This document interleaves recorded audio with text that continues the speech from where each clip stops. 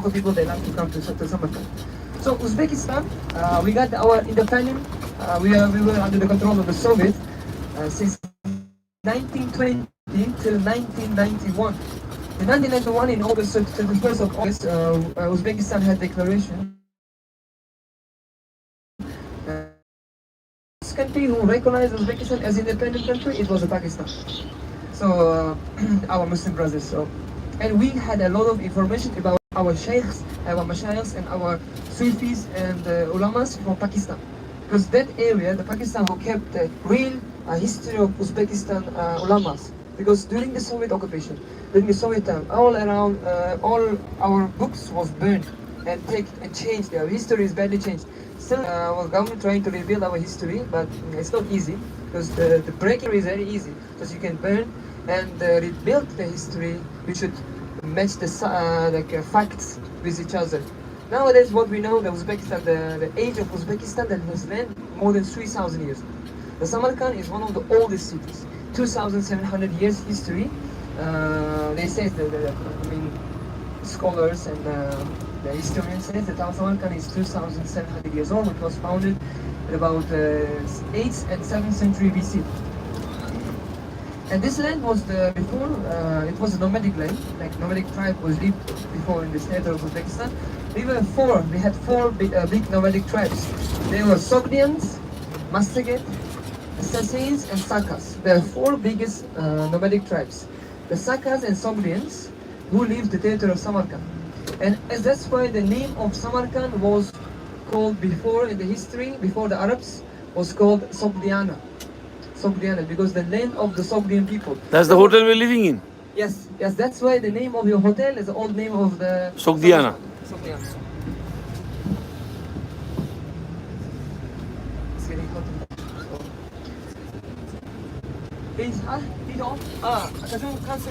Heating slow. Okay, it's better, yeah, much better. So, before the territory of Uzbekistan, and also this land called Khorasan as well. I think you have heard about it or not. The Khorasan, land of the Central Asia, Afghanistan, Uzbekistan, and Tajikistan. This land called Khorasan. And we have two big rivers across the two sides of the Uzbekistan, the Amudarya, which is called Ceyhun, and Sirdarya, which is called Ceyhun. Ceyhun and Ceyhun is the two. And also when the Arabs came here, the 708 first Islam was brought by the Abbasids. Qasim ibn Abbas, who came here first, he brought the Islam here, but unfortunately he killed in Samarkand. His grave also in Samarkand. So, and afterwards, we'll go there tomorrow. Yeah, inshallah, we'll go there tomorrow. Our first ziyarat will be tomorrow from that place. Qasim ibn Abbas. Okay. And 712, 4 years after, Qutayba ibn Muslim, with a big number of his tabi'in, Qutayba ibn Muslim, he came with the soldiers, a big number of soldiers, and actually they exchanged message with our local kings. They said, we are Muslims, we bring this Islam, you better accept our deen, or you're paying fine, like jizya, or prepare for war. And they just rejected both of them. And then in 712, at the beginning of the 8th century, the war started between the Zoroastrian, because this area before Islam, our deen was Zoroastrian. Zoroastrian is such kind of religion. They worship 4 elements. The main one was a fire worshipper, we call fire worshipper religion. So, and Samarkand was also one of the part of the Zoroastrian countries. And some people say it was founded in Iran, the territory of Persia. But some people say actually the holy book of the Zoroastrian religion, the Avesta actually mentions, Avesta was written in the land of the Black Mountain, where is the Black Mountain and Muddy River. And this territory is shows the beginning first letters. And Avesta says Avesta was written near the Black Mountain and near the Muddy River. And it was territory of Uzbekistan. In Khorasan, there is a Kiva. Where Amudarya, the water is very muddy, the muddy water. And near the Amudarya was high hill, all black marble. That's why some scholars say Zoroastrian religion also maybe was founded from the territory of Uzbekistan. And also, we know the Buddhism religion, yes? Buddhism. The Buddhism religion also was founded by the Saka tribe. But Satsaka tribe who used to live in the territory of Uzbekistan as well, all Uzbekistan. So after the Islam came here, there was big battle between the Arabs and Sogdians. About 4 months. It took all the territory of Samarkand, and after the Samarkand, they moved to Bukhara. That time, Bukhara was one of the main city for the Zoroastrian people. Like Islam, like Muslims, the Mecca and Medina Sharif, there's two cities are the holiest. And for the Zoroastrians, Bukhara was holiest. That's why everybody, all the Zoroastrian soldiers, gathered in Bukhara, and they had their leaders, like they called Muqanna. He was a kafir, big kafir. And they kind of had a fight several times. The big one, the big battle, the famous battle is called White Clothes. The battle with white clothes, people who wear white clothes, white veils. Because there was two reasons why they wear white. Because the first one says the Zoroastrian religion, if they wear white, it means we don't want to fight. We want our peace. The peace. We don't want any trouble. But the second says the white is just to recognize the people between the Arabs and local people, because they're both desert people. Arab also, they're coming from the desert and they're hot. Their color is like the same, maybe the darker. And Bukharins also, Bukhara territory, Bukhara 85% desert. That's why maybe in order to separate the people with each other, and they wear white. And they say it's the reason because of they wear the white. So Alhamdulillah, the soldier of Allah is won, and the Islam started in the Bukhara in the 8th century. But it's not improved a lot, because we were one of the part of the Abbasid Caliphate, and that time the beginning years, like about 20-25 years, it was good. The people, a lot of people, they came and they become the Muslim by their wants. And afterwards, when the Caliphate chose the state governor for each cities where they occupied, and that state governors shows their akhlaq, appear very badly. Then the people are still practicing their own deen, religion. Even until the 11th century, in the territory of Bukhara was a lot of Zoroastrians. Only how they changed, because of our ulamas in Bukhara, Abu Hafs Kabir and Abu Hafs Saghir. There are two of them who made 11,000 Zoroastrian people into this. Yes, they'll be going, inshallah. We're going there, the ulamas. So that's the reason. That's the reason, maybe, and that's Arabs. What they say is Bukharan people. They doesn't change their religion by the sword, by the pushing, by the pressing. They change their deen slowly by their wand. That's why they said their deen, their taqwa will be higher, more stronger than others. Alhamdulillah, this happened. A lot of our scholars, scholars from Uzbekistan, most of them, maybe 70% of them, they're from Bukharins. We have around 300 scholars was from Bukhara. What we know, what we doesn't know, maybe they're a lot. And also one of the scholars, like Saifuddin Bakharzi, Saifuddin Bakharzi, who made the Mongol ruler Berka Khan.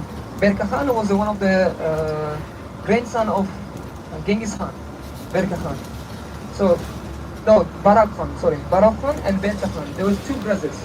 And Barak Khan, who was the leader of the Central Asia, and he was Mongol. His religion was shamanist, or who believe the spirits, the dead spirits. And because of the Saifuddin Bakharzi, he became Muslim, and he made his country deen as Islam. It was the main deen, was the country Islam. And at that time, Berka Khan, his brother, he wanted to destroy the Mecca and Medina. He wanted to destroy the Middle East country. And because of the Berka Khan, because of the Saifuddin Bakharzi, Barak Khan, he stopped his brother to occupy the Mecca and Medina. And that's why that time the Khalifa gave the title, name, Bukhara Sharif, like a Sharif city of Bukhara, because who was saved the Mecca and Medina from the Mongols. So nowadays Uzbekistan, our territory is getting very small, very very small. Before, the Central Asia was ruled by the Bukhara. Another dynasty came to the power of Central Asia. The dynasty called the Samanid. Ismail Samani, who's the first founder of the Samanid dynasty, He did great job. And the people of Bukhara and Central Asian Uzbek people, they loved the Samani dynasty more than Khalifa. The reason is because during that time, Islam is improved. That time only they built masjids, that's it. Wasn't any madrasa. Only the old madrasas was in Baghdad. The Baghdad was the place of the ilm. And here some people can afford and most of the people can't. That's why Ismail Samani decided to call the scholars from different Arab countries to here, to Uzbekistan and to Central Asia. And he paid by his own budget. And that's why like Imam Bukhari and Khwarizmi, At-Tirmizi, they all lived during the time of the Samani. And also Khwarizmi, who was the founder of algorithm. Not only the Islamic scholars, we had such kind of scholars who changed the world civilization, such as Avicenna, Abu Ali ibn Sina. I think you have heard about his name, Ibn Sina. Is he from Uzbekistan? He was born from Bukhara. It's about 4 kilometers after from my house. His birthplace. MashaAllah. Ibn Sina, yes. His real, nationality of the Islamic history. We have only one left. The others burned during the time of the Mongols. We had 900 square meters in the library before the Mongols. 900 square meters. And all the books put it under the horses just to protect from wet. This much library is destroyed by the Mongols. And the same thing happened with the Russian time as well. In the 11th century, the 13th century, 13th and 14th century, when Amir Timur took power from Mongol, he ordered to rebuild the historical books. That's why wherever he conquered, occupied, he took two kind of people. First one, the masters, any kind of master, like handicrafts or different kind of masters, he collect all in Uzbekistan. The second, he collect the scholars with their books. Different kind of scholars came to Samarkand and they lived here. And they don't need to work for their life. All are supported by his empire, and only they think they should work in Uzbekistan. That's why his generation wasn't active warrior. Like Babur also, he was also the scholar. Mirza Ulugh we call Goragani, who worked with the space and the stars and made a book, Zijdadit Goragani, which is 1018 stars and planets and all the stars. And he measured such a perfectly right now, and he made calendar. Today's calendar with 1 minute and 2 second difference. Such a perfect calendar is it wasn't possible. And he built an observatory. At that time, his observatory was perfect. Nowadays, the modern observatories, they made from his style, like a darker, deeper, and this 90 degrees angle. MashaAllah. Chalo. Can I talk about Bukhari now? Okay.